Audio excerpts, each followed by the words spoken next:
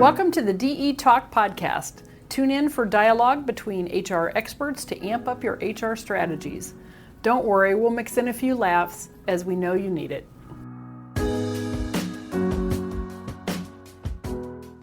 Welcome.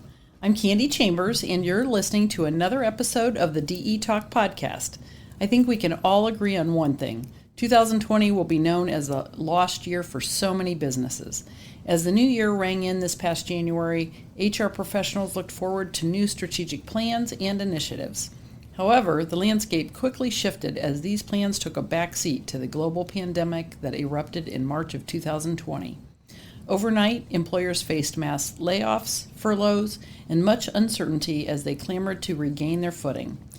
Just as the pandemic was starting to wane, although it's now picking back up, protests and riots broke out regarding racial injustices and discrimination that continues to ebb and flow in society.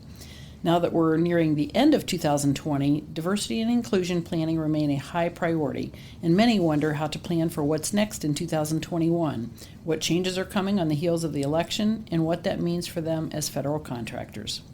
Luckily, this topic is one that I am all too familiar with, and I'm happy to have employment law expert John Fox of Fox, Wang Morgan join me today to discuss all of these things and more. Welcome again to the DE Talk podcast, John. We always have a lot of fun doing this, so I'm going to ask you lots of questions, but we love having you here. Oh, I'm glad to be here. This is terrific.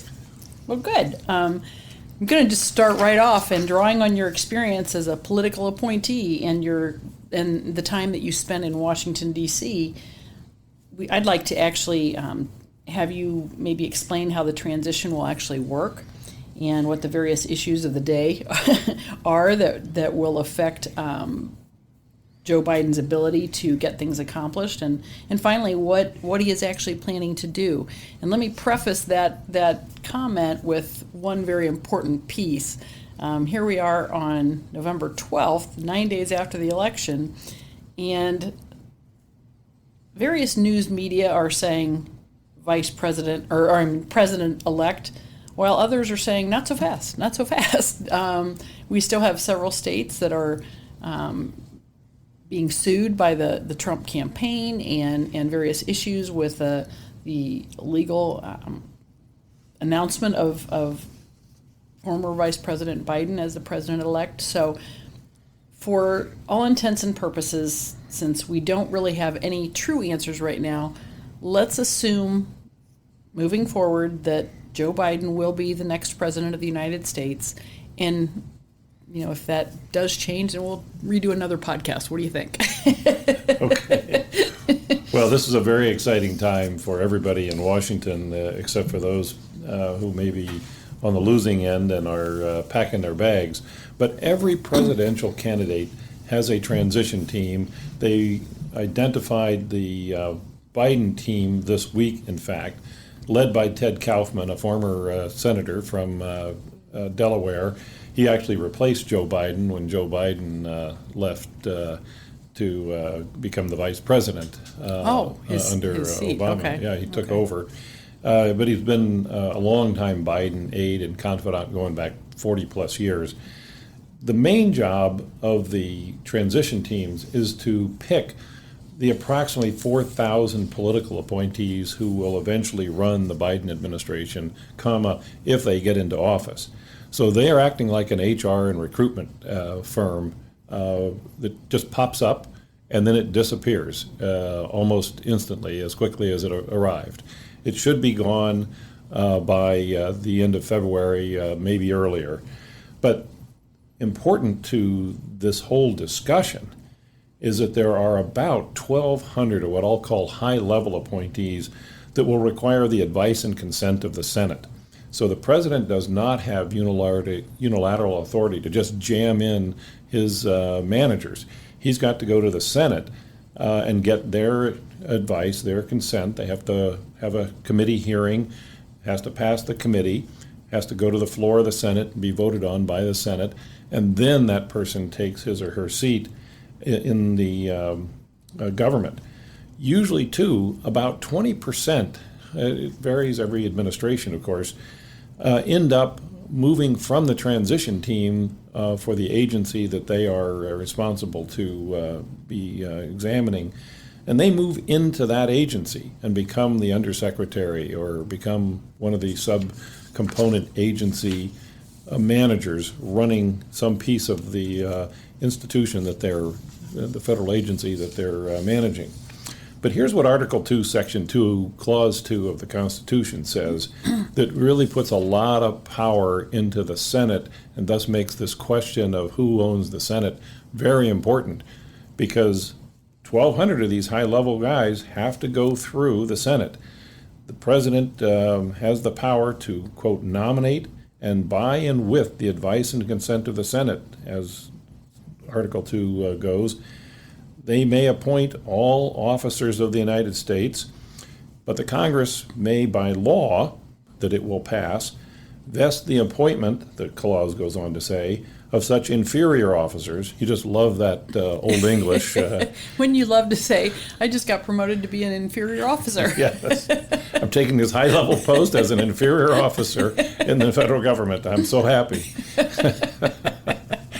But not all of those 4,000 appointees, therefore, go through advice and consent. The Congress exempts, the vast majority of them by law from having to go through the advice and consent process. And so about 1,200 is usually what ends up getting through the Senate. But think about the amount of time that takes. Oh, well, there's still some that are waiting for approval from the Trump administration. About half of them, actually. Yeah. In the Clinton administration, which is the fastest transition team in the history of the world, and it was during a time where Republicans and Democrats were actually talking to each other and cooperating, they had close to 100% of their people in office, in their seats, within a month. But certainly by the end of the second month, everybody was in place. And as to OFCCP, everybody will recall that Shirley Wiltshire, the Happy Valentine's Day. OFCCP director in the Clinton administration, came in February 14th, 3 weeks after the president swore in. I mean, that's remarkable. Yeah, it really is. That made her, by the way, the longest serving political appointee ever, because she also stayed to the very last day until the Bush administration took over 8 years later. But there's a different process that ensues every time there's a transition of power like this. The secondary job of the transition team is to meet with the outgoing administration officials and get up to speed on everything that's going on in the agency. So you really think that's going to happen this year? Not going to happen in this transition. This is going to be very bitter. By statute, the transition team is going to get certain kinds of written materials, but I doubt that in most of the agencies, the Trump guys are just not going to let the Biden transition team even come into the building. Well, I heard literally a couple of days ago that Joe Biden has said, and he's assuming the presidency, but he has said that they can remove trespassers, and that was the word he used, trespassers from the White House. So that would be an interesting Well, that's going to the addition. question about whether President Trump will concede and leave. Right. Although I've also heard some of his team say that he will leave appropriately. So that's going to be interesting to see. And you'll see differences in approach by agency. So, for example, the Trump guys will cooperate at DOD, Department of Homeland Security, all the security agencies. So here's the Biden-Harris transition team, and it's really a shock, frankly, because it's the old Obama team. It's an Obama reunion. And what has happened here is that despite the fact that this is the closest election in history, the Biden-Harris team is proceeding as though they have won a major victory and are going to go very, very far left. This is the same mistake I would suggest to you that the Trump administration made. They had a very, very, very narrow victory, and yet they saw that as some kind of a mandate and took their policy very, very, very conservative. But when you have a very modest victory, you have to move to the middle. And you saw the Congress move, the House of Representatives moved tremendously to the middle. The Senate is likely to be continued to be controlled, and probably heavily, as we'll see, by Republicans. So there's not a real opportunity to make major change. If you don't have a mandate, you don't have a mandate for change.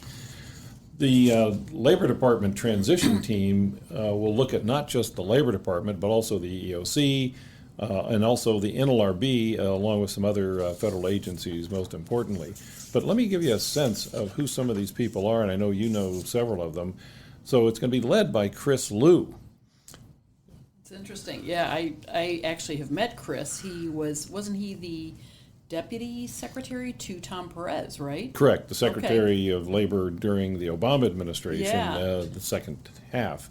Right, yeah, and interesting that he was with Fiscal Note, and I just literally talked with someone from Fiscal Note last week, which is kind of interesting, but I'm curious, John. It says so many of these people are volunteers.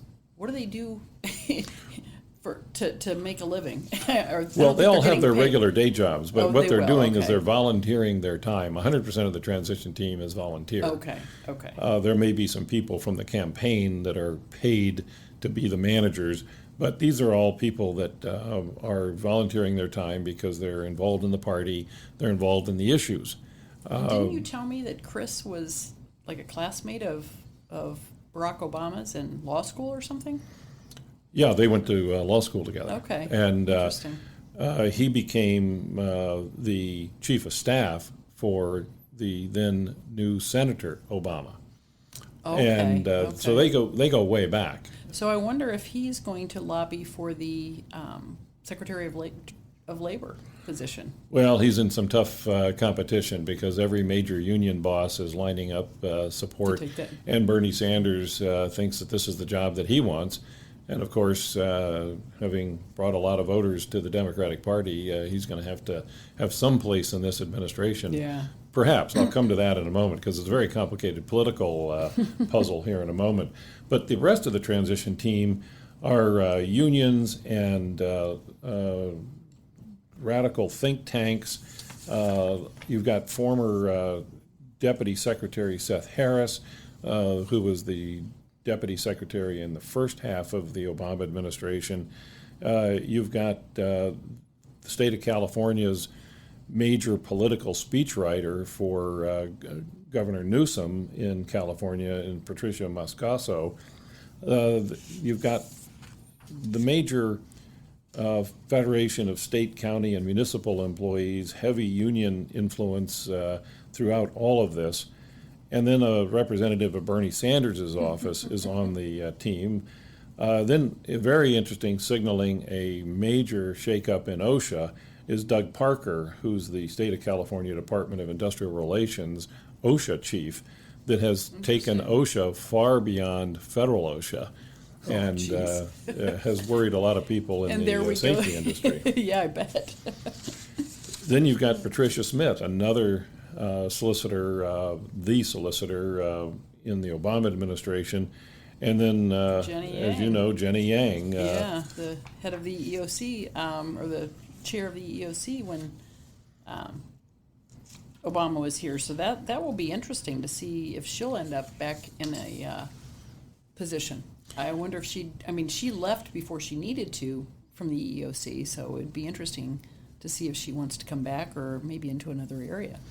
So the current political employees, all those appointees at the Labor Department and all the other agencies are now going to be leaving in droves, just as fast as they can find jobs. And of course, there's a race on right now because there's a limited number of jobs that the market can absorb, and there's 4,000 of these guys in a good day leaving, but in fact it's about 2,000, 2,500.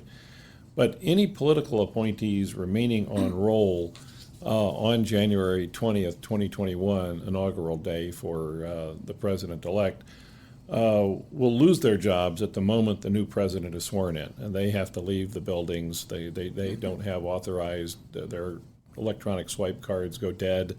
They don't have offices anymore. They're So they clean they're out a way visitor. before that. Yeah, they clean out. Other than there are some that go down with the ship and are literally walk out with the box in hand at the moment the new president is being sworn in, because maybe they don't have a job and they need the paycheck. That's true, yeah.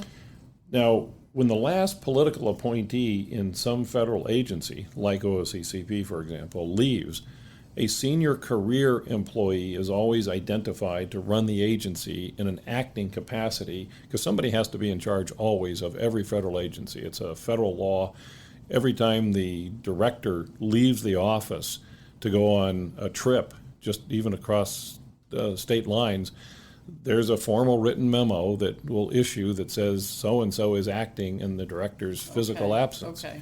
Very formal. And when that happens, the acting career employee will report to some political appointee somewhere in the Labor Department, because there's no more political leadership in my example at the OFCCP, let's assume, when Craig Lean and his two political deputies leave. But then when all the political appointees have left, then the career employees will report to the transition team. And that's why the transition team needs to be ready to start acting as managers and direct the activities of each subcomponent agency. And that's why the transition teams are as big as they are, because in the Labor Department, my gosh, you've got 400 different statutes, you've got 20 different departments. It's a big place just by itself before you get to the EEOC, before you get to the NLRB. Well, it would probably be a lot easier than if the lead career employee is of the same political party as the transition team coming in. It could be or couldn't be, but... Well, the career employees are supposed to be apolitical. Of course, at OFCCP, for example, they're always 100% Democrats. But they act in an apolitical manner and follow the instructions of the political leadership of the day. Now, Patty Davidson, OFCCP's current career employee deputy, will likely become the acting director of OFCCP until Team Biden arrives at the OFCCP. I've heard wonderful things about Patty Davidson. She came from Wage and Hour, and I've heard she's very smart, very personable, very easy to speak with. She's one person I have just met briefly, but I don't know her. So I've heard great things about her. So. Yeah, and the important part there is that she comes from Wage and Hour, which is the Rock of Gibraltar within the Labor Department. Exactly. It runs like clockwork. It's been there the longest. It's got good procedures and good managers. And they brought Patty over to stabilize a agency, the OFCCP, that was a little bit rocky and in need of some direction. The OFCCP director has never sat for advice and consent. So this is very important, because Team Biden will be able to put somebody in place at the OFCCP almost immediately if they choose to. Usually this is a decision made by the Secretary of Labor. The OFCCP director does not report to the White House. The OFCCP director reports to the Secretary of Labor. So he or she is going to pick the OFCCP director. Any idea who the next OFCCP director would be? No. You could guess all day long. And I'll tell you, these things happen by fluke and by crook. I was headed to be the EEOC general counsel when I went for an interview at the White House, and suddenly I learned in that interview that one of my clients had just declined the OFCCP directorship, and I called her up and said, well, you shouldn't do that. Why don't you take that job and I'll be your deputy? And that's what we did. But all that happened on the fly, and all of that within 24 hours, and nobody saw that coming. Okay. Things happen in the oddest of ways. These are discretionary fill jobs. There will be people that are going to be claiming that they have dues owed to them because they did something wonderful in the campaign. Which is kind of scary, though. You've basically just affirmed that you may or may not even be able to do the job, or prepared or knowledgeable enough to be effective at the job. That's pretty scary. Oh, yeah. Oh, these people, almost all of them have no substantive knowledge. There are some exceptions, of course. I mean, Jenny Yang is going to know a lot about the EEOC and going to know a lot about discrimination law as one example. But this this point that the OFCCP director is not historically subject to advice and consent becomes very important, because if the Republicans win 51 or more Senate seats following the two January 5th, 2021 Senate race runoffs in Georgia, which are set to occur, the Republicans can stop the seating of all of these advice and consent managers. Let's just look at the numbers. The current Senate tally as we sit here today is 50 Republican senators, 46 Democrats, 2 independents who caucus with the Democrats, so the Democrats can depend on 48 votes, but they've got to get to 50. They've got to get to 50 because if they have a tie at 50-50, then the vice president, in this case Kamala Harris, would cast the tie-breaking vote, and thus the Biden agenda could get through the Senate. But with the Republicans owning 50 seats already, they need only one more of those 2 Georgia I've heard races. That's moving in a Republican win in that state. So Yeah, it's a heavy lean towards both seats going to the Republicans as we sit here today. But Candee, I'm going to tell you, this is going to be the most expensive Senate races in the history of the world. I would not be surprised if you saw $250 million with a B spent on those 2 races, because the Senate rides on those 2 races. Yeah, this is real money. True. Everybody is going to be in. How are they doing this runoff? Do you even know? I mean, are they having another election? Is that Yeah, they're having another election. Okay, they are. Okay. Yeah, so you have 2 senators that are incumbents who are Which Republicans. is weird and yeah. That's very unusual. It's not designed to occur that way. They have rotating assignments and terms to avoid this phenomenon. Yeah. But this phenomenon has happened in Georgia because Kelly Loeffler, the incumbent for one of the 2 seats, filled a vacant position. When you have a vacancy in a senatorial position under the 12th Amendment, the governor of the states are allowed to appoint or not appoint a replacement for that senator until the next election. Okay. So in this case, the Republican governor of Georgia appointed a Republican, Kelly Loeffler, for the remaining almost 2 years of one term, and then the other Senate seat just happened to come up in its normal rotation for its every 6-year vote.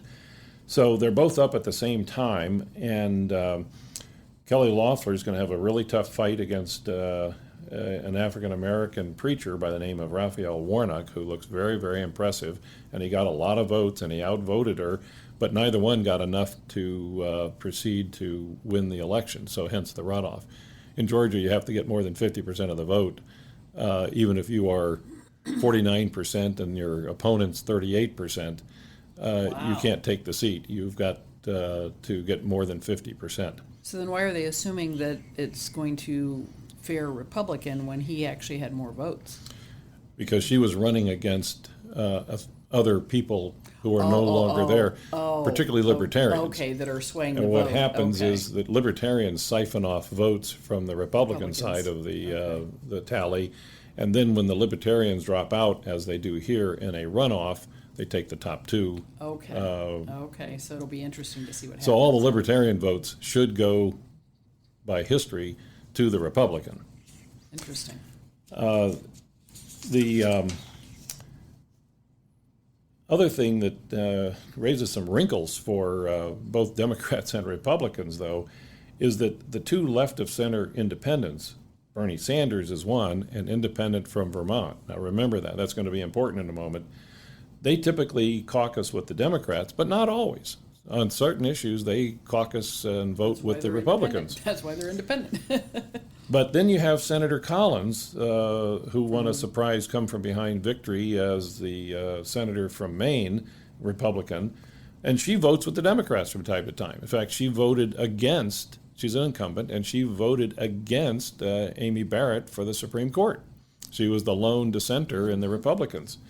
So if the Democrats picked up one of the 2 Georgia seats, with the addition of the 2 independents and getting occasionally Collins, would get Democrats to 50 votes.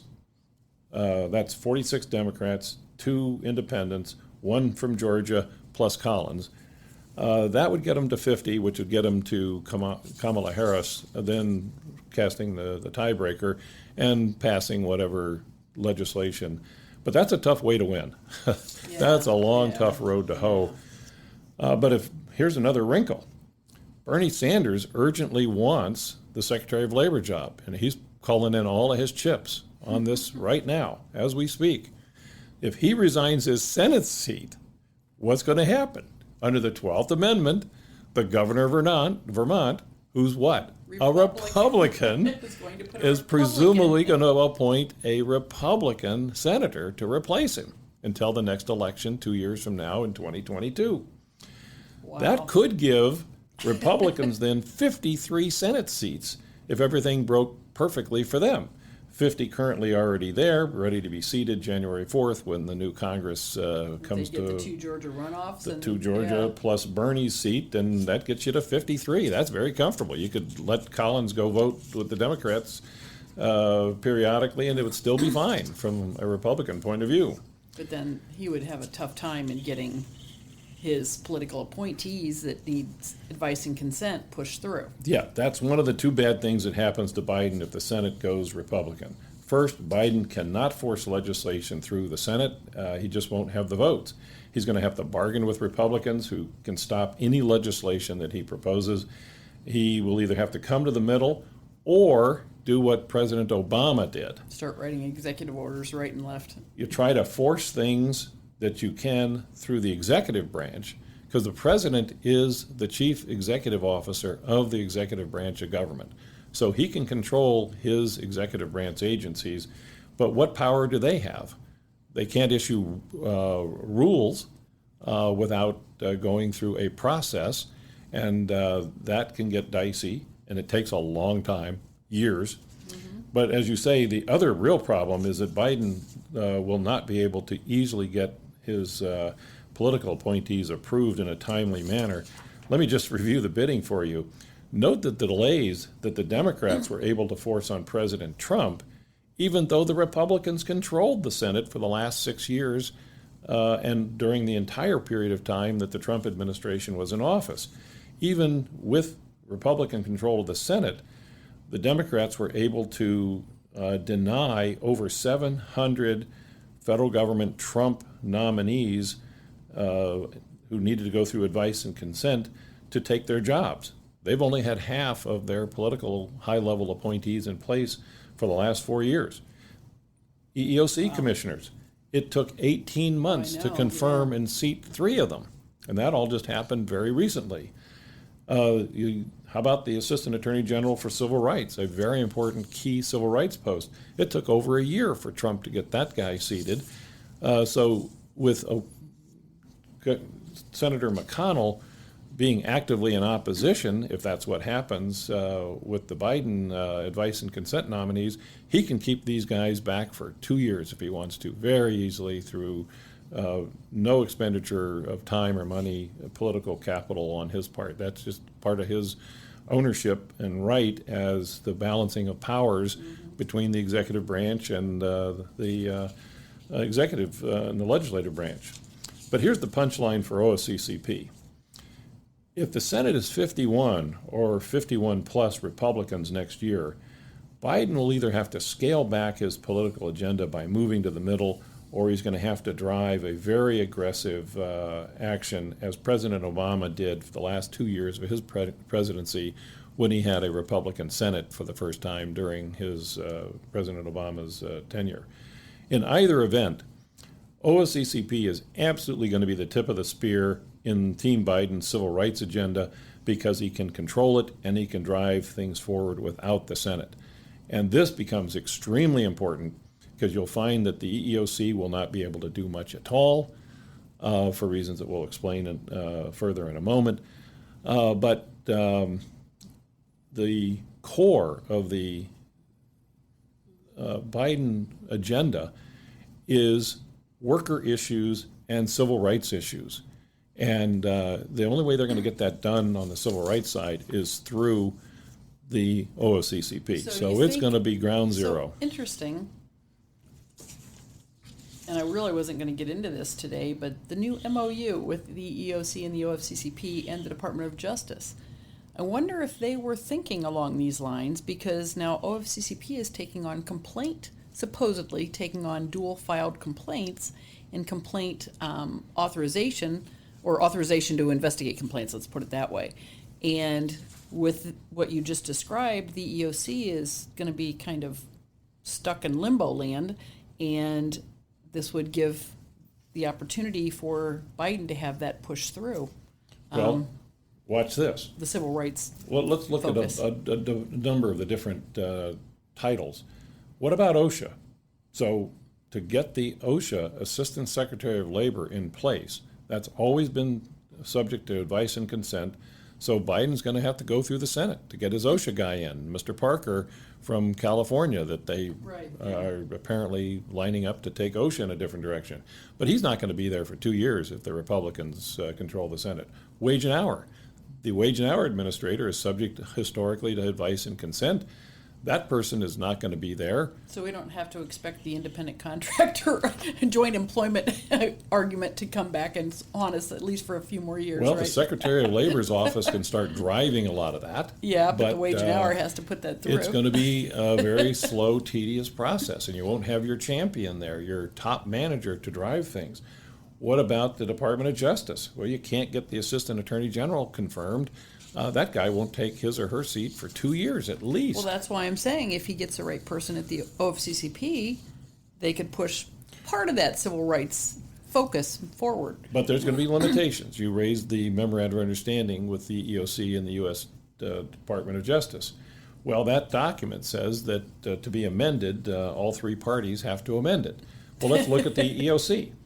Well, you've got 5 commissioners now recently seated, and it's a bipartisan commission, so there are 3 Republicans currently and 2 Democrats. The way it works is that the president gets to identify the chair of the commission. That's the president's prerogative, and they always identify somebody of their party as the chair.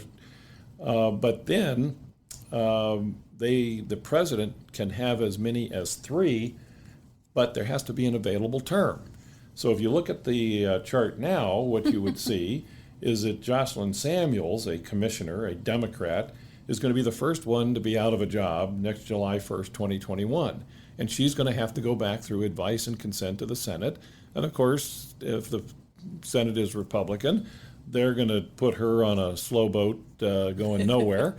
And she will have a legal entitlement to stay there through the end of the year, even though her term expires July 1st. That's a rule that if you don't have a replacement, they stay until the end of the Could they make her term. chair and give her? Yes, but they wouldn't, okay, because she's going to be a person without a country come July 1st, 2021. So it doesn't matter. She would still have to be. They could make her the chair, yeah, but realize she's only going to be there for another until December 31st, 2021. What they would probably do is make Charlotte Burrows, the other Democrat, who doesn't come up for her term until July 1st, 2023. She's also an incumbent. She's been there a while, so that makes more sense. She's the most vocal, too, about various things. But what's going to happen is that it's not going to be until the end of 2022, December 31st, 2022, before President Biden can get control of the EOC if there's a Senate that doesn't want to cooperate with him. I mean, gosh, this could all be. What about the NLRB? Same story. Right now, there's 5 members authorized for the NLRB. There's only 4 in place today, 3 Republicans, 1 Democrat. And the first moment in time that President Biden, if he becomes the president, could gain control of the NLRB, very important to the agenda for the Democrats, is going to be when 2 of these guys leave. And for that to happen, it's going to be the end of 2022. This situation with the Senate is part of the balance of power that our forefathers very thoughtfully laid down in the Constitution because of their great fear of centralized tyrannical control by kings, as you'll recall. The balancing of power just works across all agencies and within the federal government and within the legislative branch as well, because the House of Representatives have certain prerogatives different from the Senate. So it's a very complex mixture. But the question is going to be, where is President Biden going to go in fact when he loses the Senate, if he does? It's going to be a lot more head bashing like we've seen for the last 4 years, or else he's going to make a radical turn from where these transition teams are and say, guys, we're going to have to cut sail here, and we're going to have to go to the middle and negotiate with the Republicans and do things that we probably wouldn't want to do, but we have to compromise. You know, I think it's going to be a situation where even if they do tend to come to the middle, it's going to be provide the appearance that they're going completely left, because with the Trump administration, he has made some decisions. I was just thinking about Jill Biden, Dr. Jill Biden, who is an educator, and a lot of commentary that I see is, well, what's going to happen with education? What's going to happen with Betsy DeVos? You know, she'll be gone. Who's going to? And I think people will see the total opposite, but it will probably be just more of coming to the middle. But it's because a lot of people don't care for Betsy DeVos, you know. So it's going to be an interesting way for him to move forward. Well, should it's he have that right complicated to do. too, because Biden's a very nice guy, and he's very experienced in the Senate. He's been there a long time. The Senate is very effete and very polite historically, and he's going to want to try to build compromise. But he's got to keep his base happy.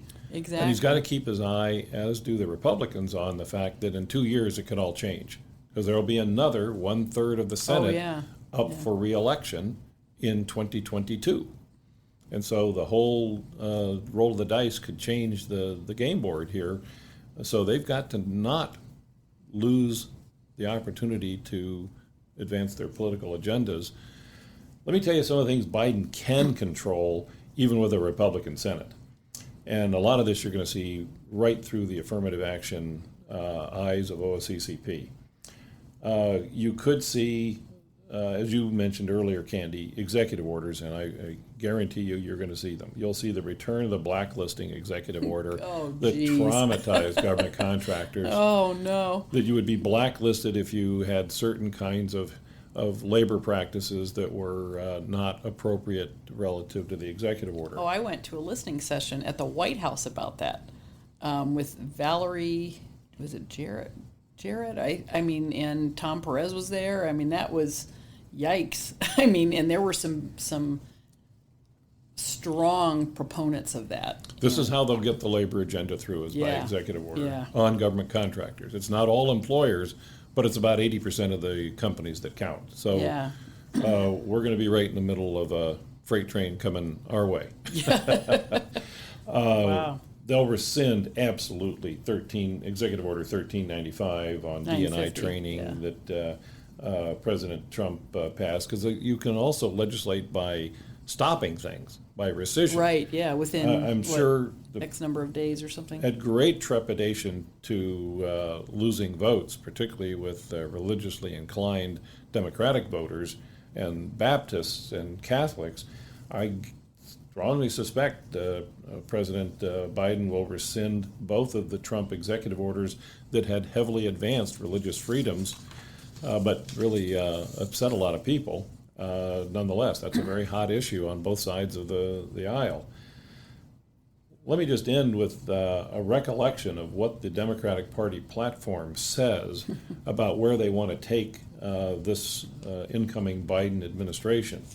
If you put in your browser 2020 Democratic Party platform, a 90-page plus document would pop up.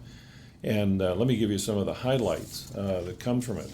Protecting LGBTQ and health. There's a real emphasis not on protecting LGBTQ, because that's now been taken care of in some part, not totally, by the Supreme Court's Bostock decision. But the health issues are what employers are going to hear about. Quote, We will also take action to guarantee that LGBTQ plus people and those living with HIV/AIDS have full access to needed health care and resources, including by requiring that federal health plans provide coverage for HIV/AIDS testing and treatment and HIV prevention medications like PrEP and PEP, gender confirmation surgery, and hormone therapy. Now, gender confirmation surgery is usually booked at about $40,000 a person. I used to work for a life insurance company, and we had a health insurance side of our business, and maybe they can force those requirements through in the Affordable Health Care Act, but for other independent, Anthem, United Healthcare, Aetna, I don't know how they can force that. Well, they'll try to do it through HHS. Okay. And they'll try to do it through government contractors.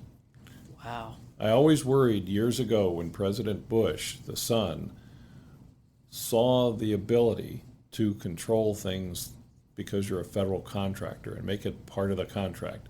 You have to make the widget look like this, and your labor policies have to look like this. And you'll recall that he issued, and this kind of started the parade, he issued the Beck executive order saying that government contractors had to post a certain notice that had nothing to do with affirmative action. I remember that. Had nothing to do with EEO. Everybody laughed about the Beck poster and the non-Beck poster. Right. But then the Obama team, when they realized they could only really get things forward through executive order, started seizing on executive orders with government contractors because they've got control of them, because they've got, you want the money? Here's the rules of engagement that you've got to play with. Well, I want to be clear. I think it's important for people with HIV and AIDS to have the medication they need. I think it's important that, people, especially, children, people with pre-existing conditions, don't lose coverage, and gender reassignment surgery, if that's what someone needs and it's only a $40,000 surgery. I mean, you could have somebody that has an open heart surgery and you're going to pay in the hundreds of thousands of dollars. But forcing it through is going to be an interesting challenge, I believe. Well, here's going to be a head-on collision with the law and with where most government contractors are. Another part, and I'm going to quote from the 2020 Democratic Party platform, Democrats recognize that race-neutral policies are not sufficient to rectify race-based disparities. We will take a comprehensive approach to embed racial justice in every element of our governing agenda, including in jobs and jobs creation, etc. So that's saying race-neutral solutions are not sufficient. So they're talking about quotas in employment. Wow. And OFCCP, even before this, has long been accused of driving quota decision-making. I've never thought that was particularly true if people understand the true distinction between goals and quotas. And there is a distinction. And indeed, there was a time that a case went to the Supreme Court where a hard, cold on the docks quota was described by the federal judge as a goal. And the Chamber of Commerce came to me and asked me to write a amicus curiae brief, a friend of the court brief in the Supreme Court, to help distinguish it. So I did that, and Justice O'Connor actually, in that opinion involving Local 57 in New York, picked up on that distinction and embedded it in her opinion, explaining that there is a difference between goals and quotas. But we've long heard criticism that OFCCP converts a goal into a quota and forces contractors to just hire by the numbers. So you're going to see this come back. You know what? I am just speaking from a woman's standpoint. I don't really know anyone that would like to have a job because they are the right gender, the right race, the right ethnicity, the right protected class, basically. People that are truly qualified for their jobs don't want to have the job given to them as a favor. They want to qualify for that job. So yikes, that's going to be an interesting Well, let me give you movement. two last ones.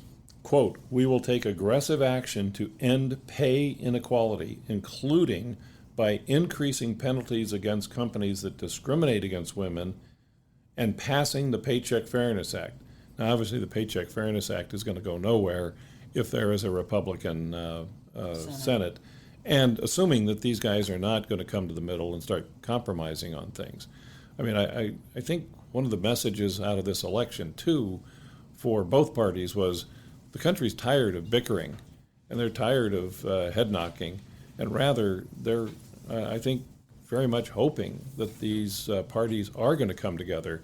But this transition team is a very bad start towards compromise, I must say. They're very talented and highly experienced people, but these are people that are not accustomed to compromising and are going to have a very aggressive agenda. The last thing I would pluck out of the 2020 Democratic Party platform that relates to employment and particularly to OFCCP, we will rigorously enforce non-discrimination protections for people with disabilities in healthcare, employment, education, and housing, and ensure equal access to the ballot box. There is a vein of discussion that runs through the entire document, the entire platform, that has a lot of concern that someone is trying to dilute the Americans with Disabilities Act. I have not been aware of that myself. And I would hate to see that. I would hate to see And that. obviously, the OFCCP is a major player through its in the disability world with its Section 503 authority. And I have not seen a great deal of controversy about the way they have proceeded. I think everybody thinks they're doing just fine there. Yeah, and I think things are really getting better. It's certainly a long way from where it needs to be, but it is getting better.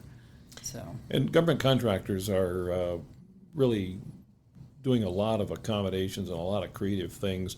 And certainly I know at DE you've got a lot of programs and training around that is being very, very well received. So I think nothing's going to happen different in the 503 program. It'll just keep doing what it's been doing. Well, I just hope that we keep seeing more people with disabilities finding employment. I mean, that's bottom line. What Craig Lean has pushed forward, what ODEP is pushing, EARN and Pete and all of the other agencies, Jan. I mean, they're all helping people with disabilities find work. And the unfortunate part there is that if you look at the unemployment numbers, the employment of individuals with disabilities always lags every always. other protected group that you can identify. You're exactly right, and I love the story, and our Recruit Rooster team has started doing accessibility audits, and they build accessible career websites. And the big difficulty there is if a person with a disability needs an accommodation or an accessible website and is in competition for a job with a person who does not have a disability, by the time that person gets the accommodation that they need, the other person's already been interviewed, because it takes time to get that accommodation. And so it's why I know we've been trying to push through our membership, and Craig Lean is pushing accessibility, because you need to give equal rights to all people looking for jobs. So, well, a final word from me is that I think people used to scoff at accessible websites, but that's a thing whose time has come. Oh, exactly. Well, John, I want to thank you again for joining me today. It's always a pleasure picking your brain, and it's always good for everyone to learn how the legislation works together and to get that understanding.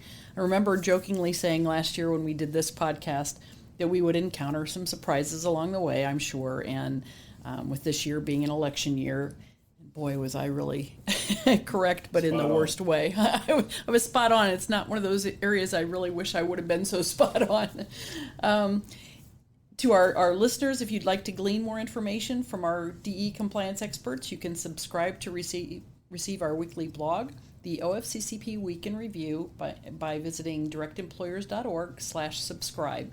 It's free. We have thousands and thousands of readers, and even Congress now is signing up for it, which is kind of scary on the one hand. Well, it's become the main channel of everything OFCCP communication. Yeah, well, we have, I am shocked when I see how many people just from the Department of Labor that read it, and Department of Defense, and when I saw Congress, I was like, yikes. Well, the real bonus there, too, is that you not only get a story that explains crisply what's at issue, but you have embedded links to all the underlying appropriate documents, government documents, the rule, the directive, the memo, the letter, whatever it may be. Yep, and it comes out Monday at 3 o'clock Eastern Standard Time, routinely via text or email. So it's free. It's one of those things that everything that happened the prior week is in there. So we update you on everything you need to know as a contractor and prepare you for future legislation, executive orders, and more. So I would recommend that you